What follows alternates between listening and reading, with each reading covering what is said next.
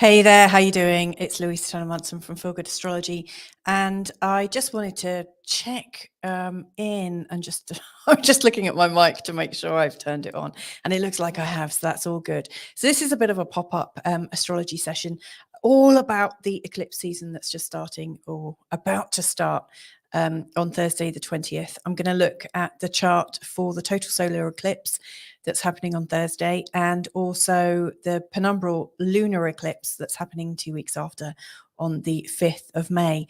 What usually happens with the eclipse is that you have the new moon followed by the full moon, and they are all kind of very heated. So let's have a bit of a better look. Now, I've called this Clash of the Goddesses. Now, I could have put clash of the genders, but I didn't want to go that far. Hello, Bob, who's watching loud and clear. Thank you so much for letting me know that. That's great to know. Thank you. I really appreciate that. So, yeah, the eclipses, I think, represent really good seed points. They're really good points for us to restart our life again. I mean, obviously, that sounds a bit dramatic. Let's not make it sound, so fatalistic or so worrying. But, the eclipses, they happen, you usually get like 2 eclipse seasons, usually in pairs. So you get like the one that's related to the full moon and then the one that's related to the new moon, or vice versa. This year, we've got 4. I'm actually going to look at all 4 actually to see how this eclipse season feeds into the following one, because they often do. Let's just bring them on now and have a look at them, because I could go on and on about it in theory, but let's have a look at the actual slides themselves. So what I've got here is a picture of the chart for this Thursday. So you can see it's Thursday, 20th of April, 2023. This is European time. It's happening at 5:16 a.m. We're not going to see it where we are. I think it's visible if you're in Australia, Indonesia, the Philippines, Singapore. But essentially what we've got here is the sun and the moon. It's the new moon, and it's the second one actually in the sign of Aries, which is kind of ominous. That happens like once a year. You usually get like 2 in the same sign. So like the last new moon that we had really sowed the seeds for this energy. So we had a new moon just where my mouse is, right at the start of Aries, and the moons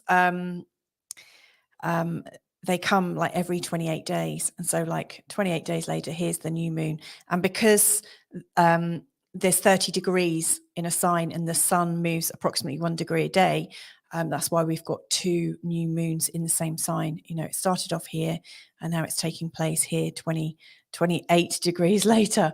So we've got the sun here and the moon at 29 degrees, right on the tail end of Aries. This is the kind of interesting thing, is we're starting the eclipse with both of them in the sign of Aries.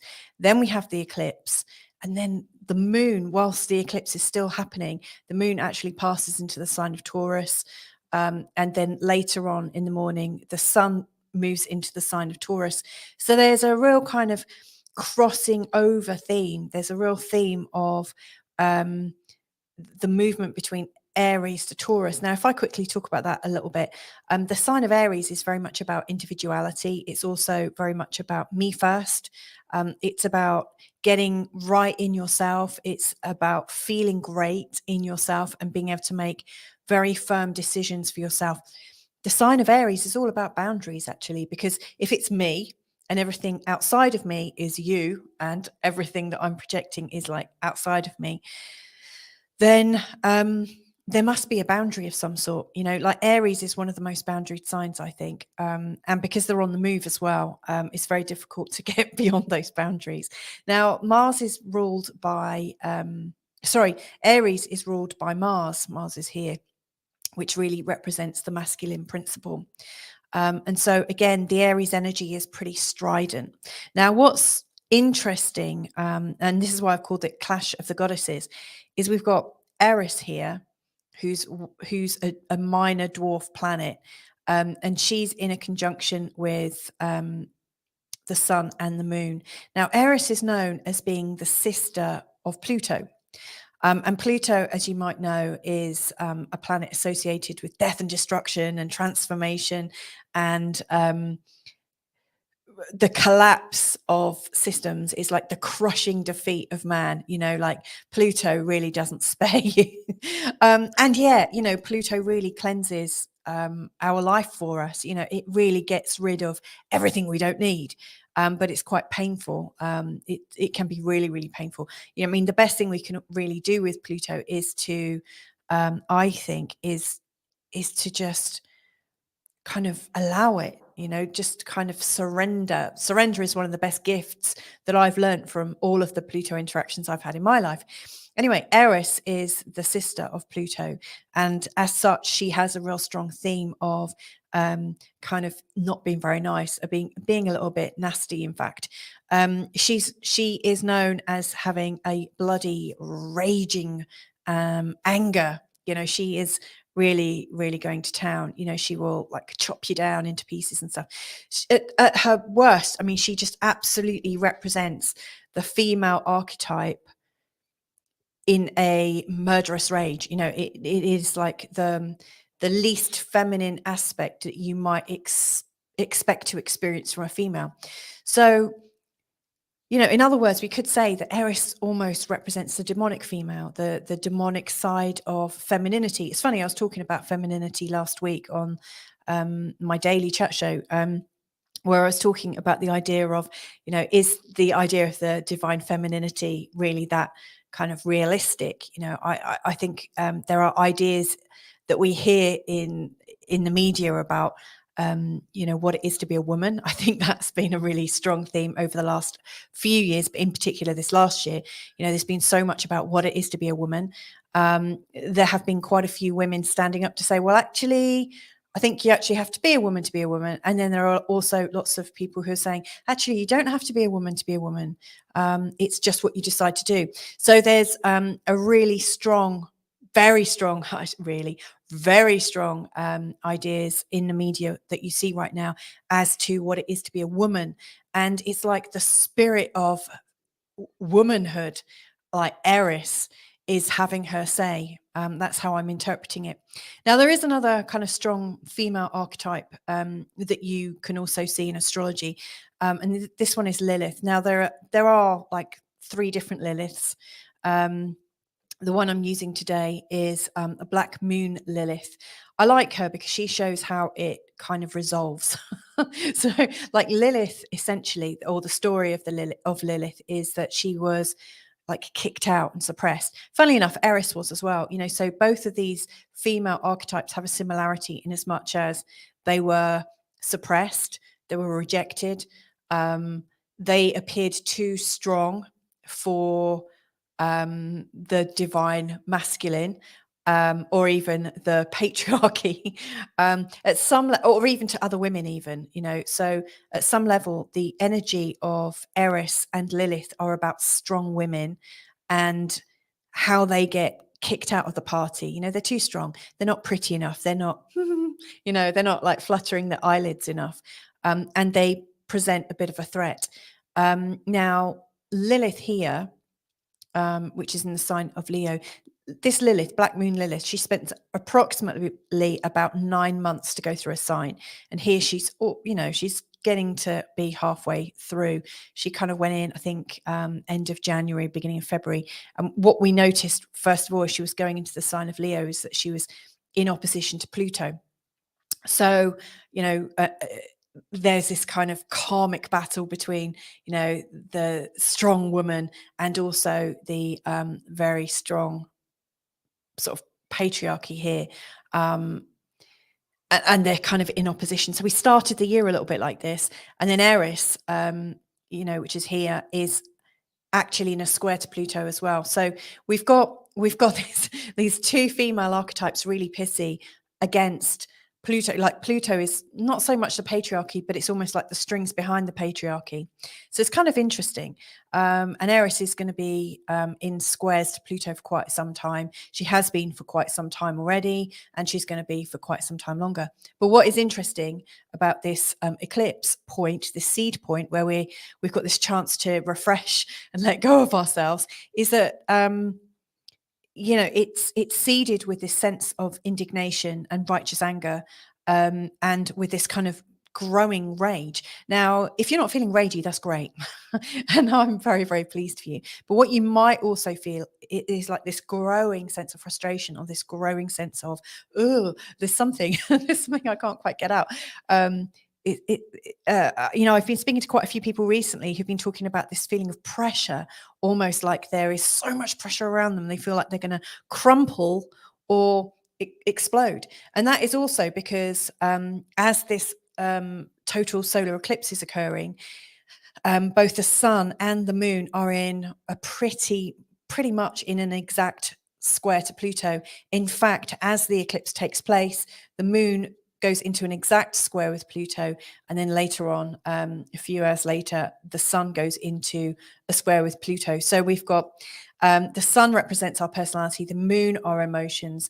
Pluto is like this pressure from behind the scenes. It's a thing that's like pulling all the strings of the world. And also really trying to get us to meet our maker. So there's all these sorts of themes of death and dying, regeneration, this whole idea of a massive collapse and a great reset. That's what I say to that. Whoops, did I just say that out loud? Anyway, yeah, I'm feeling some of that tension. So anyway, the divine feminine, not so more, she's really playing into this. So yeah, in preparation for this, and I'm actually going to talk about how to prepare for the seed point, how to prepare for the eclipses in such a way that you can plan it against your charts. I'll be talking about that on the Feel Good Astrology show tomorrow at 6 p.m. But in preparation for this, just be aware that tensions are really high. And on the 20th, if you've got a chance to get up at the time that the eclipse is taking place, then it's actually really good to I think it's really, really good to take a few moments and think about power in your life. So how are you feeling power right now? How are you expressing power? Are you feeling right in yourself? If not, why not? Where are you feeling suppressed? Where are you feeling ragey? Where are you feeling like there's a crushing going on? And can you surrender to it? What will happen if you surrender? It's like, what can you surrender to, and what do you need to stand strong for? So it's really quite ferocious. But and also Eris is also known, I think she's the sister of Ares, which is also known as Aries, which is also the you've got like the Roman and the Greek. One is Mars, one is Aries. So you've got this very strong warlike energy going on. Now, it's not surprising that whilst this is going on, things are hottening up on a political scale. So things are getting really quite interesting. There's a lot of news, funnily enough, in terms of female issues and people raging, people getting very angry that when somebody speaks up and says, I don't think it's fair that trans female athletes or female athletes that are trans are able to compete with real born females, so that's huge. And also the fact that when a female was speaking up about it, there was an actual attack. There's lots of attacks and people standing strong at the moment and standing up for the little man, standing up for the oppressed. So it's really, really big. And if you don't like these kind of declarations of, if you don't like the energy of being suppressed or oppressed, then I would say stay away, do something to distract yourself. But think about your own sense of power and how much are you going to allow the world to come into you, and what can you do about it? Like there are some people that are totally zen that are saying things like, well, you need to breathe. The only thing you've got absolute power over is yourself. And all the time you're entertaining these thoughts, they are terrorizing you, they are radicalizing you in some way. If you can just stay real zen and breathe through it, you're the one that's in control. It's like, how much of the outside world are you prepared to let in? That's probably the question I would say to look out for. But it could be very much about your empowerment. Now, something else that I'm just going to just bring up a couple of comments that we've got coming in. So we've got a good morning from Open Door Heart. That's our good friend. Interesting that it's 9 months. Yeah, it is actually interesting that it's 9 months, because obviously we've got the gestational cycle and the Black Moon Lilith. I mean, she's showing how we pull all this anger and rage and what we're learning about it back into our heart and back into our body, how we embody this and transmute it. So it's like getting the anger back into ourselves in such a way that we can absolutely calm it. It's like how we can take the fire from the outside and kind of go and like learn from it and use it. Now, obviously, I don't know what your own situation is like in your life, but yeah. And obviously it takes 9 months to grow a baby. And, you know, we could actually see that the seed point of having a baby is like this big fire growing in you. It's like this big light. There's this big kind of dimension to it. You know, it's a huge thing to grow a baby and then to birth a baby. It's very significant. So yes, it is interesting that it's 9 months. Nubianet from America saying, okay, I'll try not to yell at my co-worker and saying good morning as well. Hey to you. Yeah, probably not good to challenge a co-worker on this day, especially if they're very ragey. Hello, lovely. Just watching what I missed on double speed till I catch up. Bless you. I didn't even know you could do that. So anyway, let's go back and have a look at the this in a little bit more detail. I'm just going to quickly go back. So yeah, I'm going to make this a bit bigger. So yeah, this total solar eclipse is pretty big for this reason. But what I also notice is, you know, Jupiter is also in a conjunction with Eris. That means everything that's Erisy, so all this kind of bloody raging anger, is being expanded, because that's what Jupiter does. I mean, Jupiter expands everything, makes it bigger. So expect things to get a bit inflamed. You know, so if you've got any inflammationary things going on around you, step out of them unless you're ready to observe them and to be able to be kind of rational about it. Because it is likely to blow up.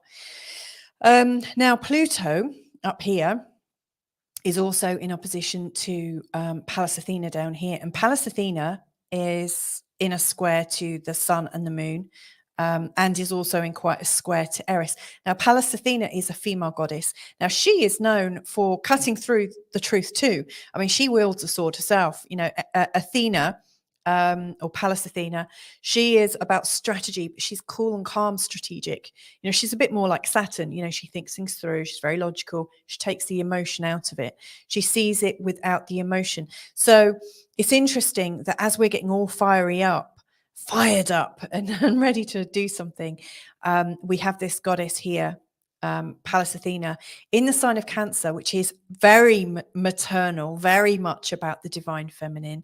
And it's also about tradition. It's about the ways of the family. It's the ways of the family unit, the ways of the community, the ways of ancient knowledge that's being passed down generation after generation after generation. You know, and Pallas Athena is prepared to wait, to listen, to really hear what everyone else is saying, and then to kind of take the emotion out of it and then come back and offer something.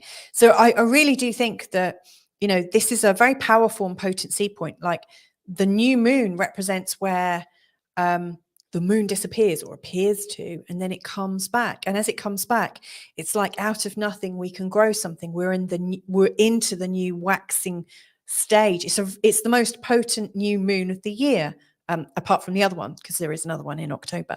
But, you know, they are very, very strong points to start something new, to launch something new, to move forwards. And if you've got a lot of energy towards the end of the fire sign or the beginning of the earth sign, then you could really use this to sow something really quite fundamental and quite strong, and it can grow really exponentially. So what I would absolutely do is absolutely listen in. Almost if you could float outside of your body, because obviously Eris seems to be so in her body that she feels her emotions so strongly. She wants to be right rather than happy. Whereas Pallas Athena, she probably does want to be right as well, because she's about strategy and thinking things through, but she wants to be right in the right way. So yeah, I think it's very challenging for us to step away out of our emotion, but that is probably the thing that's going to help us restore the balance that we think may have that we may have fallen out of. So wherever you think there's a falling out of balance, where you think that maybe the tradition that you think is actually natural and lovely and helpful and is important to you, where you've fallen out of balance with all that is good for you, it's your prompter to come out of your emotions and to sink into your breath or whatever process it is that you do to find yourself and to find your center. So really, really big energies. Couple of other planets that are worth just paying a bit of attention to, because the very next day we've got Mercury retrograde, and I'm going to be talking about this on Wednesday's show, the Feel Good Astrology show, 6 o'clock on Wednesday. So I'm going to be talking about Mercury going retrograde, which it's doing, and how we can handle that. Now, when Mercury goes retrograde, it's right before it connects with Uranus. Now, Uranus is very much about a change, a sudden change, a little bit of illumination. And so we've also got the coding of like Mercury's already slowing down. Mercury's already getting ready just to change the way we're thinking about things. And by the time that Mercury goes retrograde, the moon has already traveled up real close and personal to this area. So it feels like as we start this Mercury retrograde, which lasts until the 15th of May, we have got this kind of real switching time where I think the social narrative is probably likely to change or intensify quite a lot in quite a shocking way. I think there's going to be a lot of shocking revelations, probably some shocking truths coming out. And it's going to feel very personal because the moon's there at the start of it. Now, I should also say that this total solar eclipse is also happening in a conjunction with Vesta, and Vesta is the goddess, another goddess. She's the goddess also known as Hestia, according to whether you're Roman or Greek. But Hestia or Vesta is the goddess of the hearth. She's the goddess of prophecy. She is the goddess of prediction and the warmth and the truth, the sacred truth that lives within all of us. So, this anger might be really getting us close to what is really true for us. And one of the reasons why it feels so damn difficult is because it feels like our very survival is at stake. So, yeah, huge themes. Okay, let's move on and scooch a bit forward into the future when we've got the Penumbral Lunar Eclipse on the 5th of May. In fact, actually, let's just go back quickly. So one of the things I didn't mention, and I think this will come up in a different video at some point, but we obviously have new moons and full moons. Like we have one of each every month, approximately, according to like the patterns and everything. Every 2 weeks we have a new moon, and then we have a full moon 2 weeks later, and then another new moon, and it goes on, so on and so forth. But the eclipses happen because we're having these new moons crossing over what's known as the North Node. Now, I'm not going to explain the North Node, mainly because I probably wouldn't do a very good job of it. I need to read up a bit more about it. I mean, it's a mathematical point. It's not a real thing. However, it has a huge impact on us. Like the North Node, it is a point that is showing us the direction we're moving into. Like in Vedic astrology is huge. They put so much energy on it. Like the North Node shows us the kind of karmic direction we're heading in, and it's the South Node, which is completely opposite, shows what we're moving away from. And many astrologers think the South Node represents your past lives, and the North Node represents the lives you're going to. So it very much is like a north-south. It's almost like an orientation. It's like part of our compass. And so what happens is, over these eclipse points, these are the new moons and full moons that happen either side of the North Node. So this new moon is happening here, and the North Node is here, just at the start of Taurus. And then as we move to the next moon phase, which is when we go into the full moon, and we've got the Penumbral Lunar Eclipse, these guys will have both crossed over the North Node. So let's just see. Yep. So here's the North Node. Let's make it a bit bigger. And the sun has crossed over it now. and the moon, because it moves so much faster, has crossed over it and also moved into opposition with the sun. So this is the chart for the second eclipse. Again, we're not really going to see it in Europe. I can't remember where it is visible from. Oh, hang on. Lost my notes. I think actually it might be visible all over Eastern Europe, Russia, China, Africa, India, and down to Australia. So if I remember that correctly. Carl saying, you're a legend. Thank you, my love.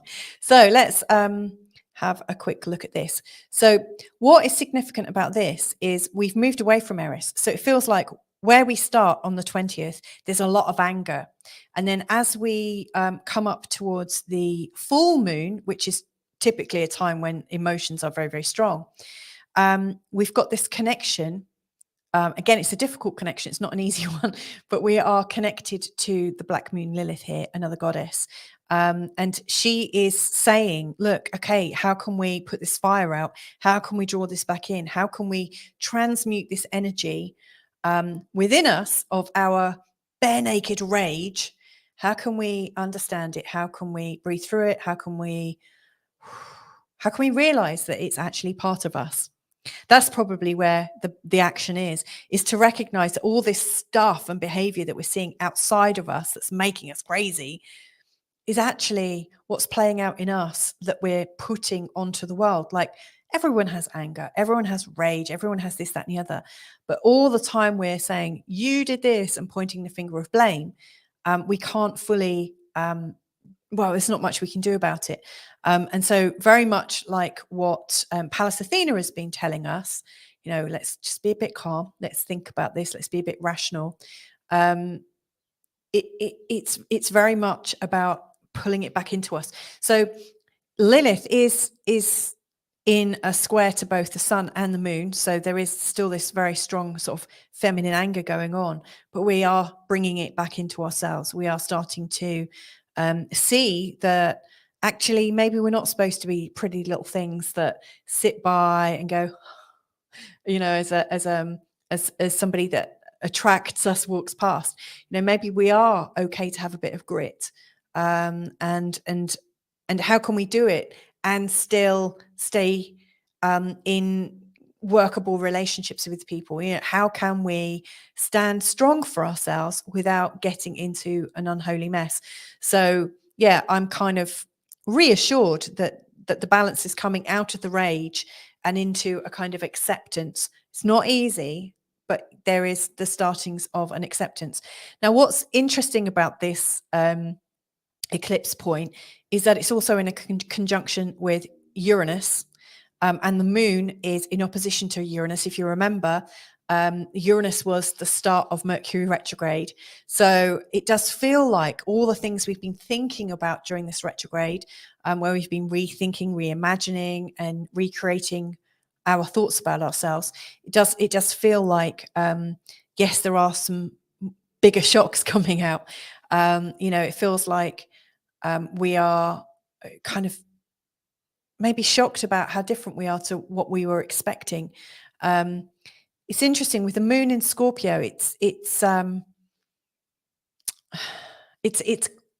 sign it's ruled by Mars, like where the original eclipse started in the sign of Aries. They're both ruled by Mars, and Scorpio is co-ruled with Pluto. Thankfully, neither of them are in a square to Pluto anymore. That's good. We've come out of that. So we're not trying to control the agenda anymore. What we're trying to do is just feel better in ourselves. That's good. Interestingly, Vesta, the goddess of truth and sacred truth, the divine truth within us, is still in a conjunction with the sun, and it's in an opposition to the moon. So we are still absolutely trying to work out what's true for us and how we can articulate it, given that Mercury is also in a conjunction with the sun and is still moving retrograde. Really does feel like this huge life-changing things going on at the moment. And I think if I was to kind of sum it up in a nutshell, probably what I would say is it feels like it's time for us to get really clear about what's truthful for us and where we've avoided the truth, where we've hidden from the truth, and where we've allowed ourselves to get angry about stuff and make other people the villains of the piece, rather than also seeing where, because we're not being truthful, because we're not speaking up, where we're also part of the problem. So it's a big thing. Let's have a quick look at the following eclipses, which are in October. Both of them are in October. And we'll see if these patterns are repeated, and if so, how they're repeated. Is there a bit of a theme? Because the eclipses tend to really pull into the overall theme of the whole year. And I do know that there are some similarities. So let's have a quick look now. So going back then, on the 14th of October, which is when we've got our next new moon, that's an eclipse, they're both at 21 degrees in the sign of Libra. That's interesting. And it's also predictable because where we have our eclipse new moon, the first one, the second one is always in opposition to where it was first time round. So, first time it was at the tail end of Aries. Now it's at the tail end of Libra, which is the opposite sign. Now, the Aries one that we're experiencing this week is all about our personal space and our identity. Aries is the first sign and it represents the first house. It's about our boundaries. By the time we get to the second season of eclipses, we're in the sign of Libra, and Libra is about partnership. It's about how we partner with each other, how we work through this together, how we don't have to fight each other, how we have resources. Now, one thing they've all got in common is this square to Pluto. So it still does feel like Pluto, or the thing, or the entity, the demon, or whatever it is, the thing that is pulling the strings at the back of the show, or somewhere on the planet, like pulling all the strings of the governments and whatnot, that is still playing into this. But to me, I think what is different by the end of the year is right now we all feel like we're battling for our own truth and trying to articulate it on our own. And as we get to the end of the year, we're actually trying to do it with each other. It feels like our karmic journey is to remember how we're together. Now, here's the other thing is, like, the North Node is here. The North Node appears, all these planets, they go this way. We read them. They're always moving anti-clockwise on these charts. The North Node is working the other way around. So at the start of the year, it was in the sign of Taurus, and now it's going clockwise, and it's in the sign of Aries. Now, the North Node here shows kind of like where we're heading. The South Node is completely opposite. And if it was on this chart, it would be here at 24 degrees in the sign of Libra. The South Node is showing where we are coming from. So this eclipse, not only are we partnering with each other to notice the stresses that we're under by this invisible hand, but we're also reminded of a time when we used to work together before we started all this COVIDery and started all this crazy othering and anger towards people. You're killing my grandma. You're talking shit, all this kind of stuff, where you're a crazy conspiracy theory, all that kind of, bonkers stuff, where people were really getting up in arms because they believed what they were told. And it's still going on now, even when loads of government organizations, pharmaceutical organizations, even some of the mainstream media are admitting that what they were saying back at the start of it wasn't exactly true, or the science has changed, whatever. Anyway, we are remembering that we're part of a human family and that we don't have to scrap and fight like kids in a playground. So I'm excited by this eclipse in October. It's showing us coming back together.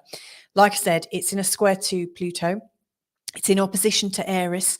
So any of that bloody rage, which is where it looks like we're going, we're really trying to hold our calm and hold our serenity.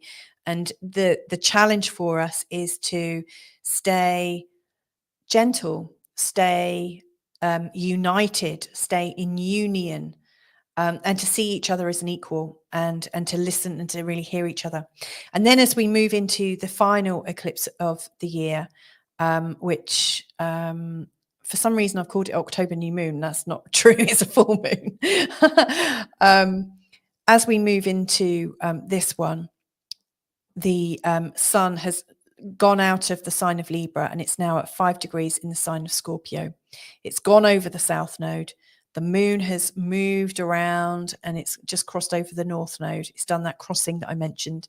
And the moon is in the sign of Taurus. It's coming into conjunction with Jupiter. Thank goodness Mercury's not retrograde at this time as well. Now, what is significant about this one is neither the moon or the sun are in touch with Eris and this bloody rage anymore. We've moved away from it.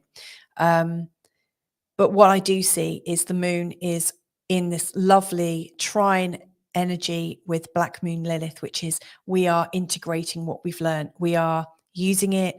We're also dedicated to it. Here's another goddess. This is Juno. She's the goddess of higher love and also commitment and dedication to the integration. That's really cool.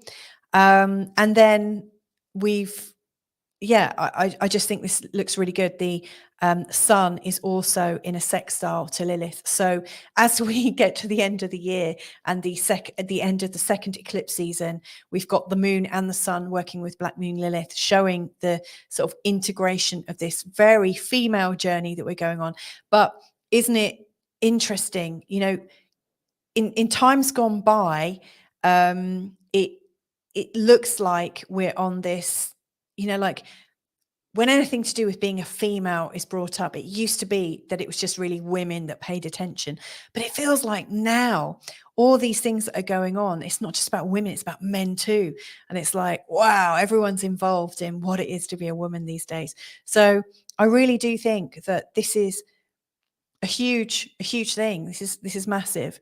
And it starts off, well, it doesn't really start, it's already started, but you know, on Thursday the 20th, we come up real close and personal to what's going on. And then as we come to the end of the year, we've found a little bit of resolution. So there you go. That's my thoughts. Sarah's just joined us and she's saying, frig, I'm late. Actually, you're not. I mean, I was hoping to go live at 6 today, and that's not going to happen. I'm going to go live with my actual daily show at 9 tonight. And then it'll be hopefully 6 on Tuesday, 6 on Wednesday. I'm just getting used to a new rhythm, and I've got other commitments. But this is just to talk about the eclipses. So anyway, I hope that's giving you a little bit of an understanding about the eclipses, how they happen, and so on and so forth. I'm going to be talking about perceptions a little bit tonight on the show at 9 o'clock. In particular, I'm going to be talking about how eclipses look, the sort of the NASA model of what a total solar eclipse looks like. I'm also going to show you what a flat Earth version of the eclipse looks like, and then also, you know, the difference between the heliocentric model and the geocentric model, and something about delineations. I mean, or declinations, sorry, because this is all perception. This is, you know, the position of the planets and all of that. It's just a perception. And really what we're talking about right now on this planet is we all have a different perception. And so, yeah, tonight I really want to counter perceptions and talk about some of the perceptions that I have about astrology that might surprise you, you know. So anyway, thank you very much. So Gillian saying, thanks so much, Louisa. I hadn't caught on about your daily show, so that's great. Yeah, I'm doing a show, hopefully Mondays to Thursdays, and then a really big one on a Sunday. And each day I'm just talking about a little nugget of astrology, the following day's forecast, pulling a card, and just hanging out, you know, just creating a safe space for people to hang out and have fun. And tonight's show sounds great. Well, hopefully I'll see you there. I've also got a thank you from our good friend. I don't want to reveal your name because when you come, you know, when you are coming through this channel from your open door heart, I don't want to reveal it in case you don't want us to know, but I know where you are, and thank you for joining me. I really, really appreciate it. Thank you to everyone that's watched today. I hope it's been useful. and hopefully I'll see you all soon. Take care. Lots of love. Bye for now.